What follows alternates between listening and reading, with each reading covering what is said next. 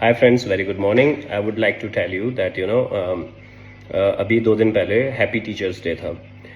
ऐसा कहते हैं गुरु जी से जब भी आप बात करते हैं या गुरु का जब भी आशीर्वाद लेते हैं तो आपको कुछ ना कुछ मिलता है। तो मैं usually on teachers day I use to call all of my school teachers, my college teachers, my masters teachers and all the people who have been as my mentor or teacher ever. So when I was calling everyone on this teachers day, I was being I've learned one thing.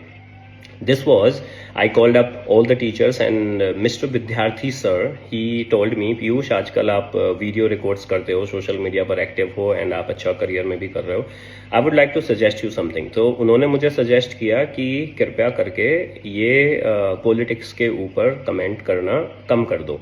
तो I thought that's a good idea because he wanted me not to indulge in a topic which is biased or not. So learning from that, first of all thank you to him, and then second is that I'm promising that I will try my best not to record anything related to politics.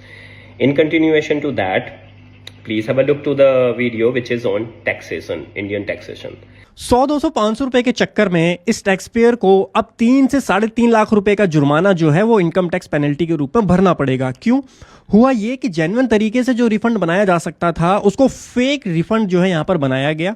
ITR यहाँ पर किसी consultant से tax payer ने file करवाई जिसके अंदर ये any other में डाल करके ये सारे के सारे अलाउंसेस जिसके लिए टैक्स पेयर एलिजिबल भी नहीं था, ये सारे अलाउंसेस क्लेम किए गए। 14 लाख रुपीस की टोटल इनकम थी जिसमें से 9 लाख रुपीस के अलाउंसेस जो है गलत तरीके से यहाँ पर क्लेम किए गए।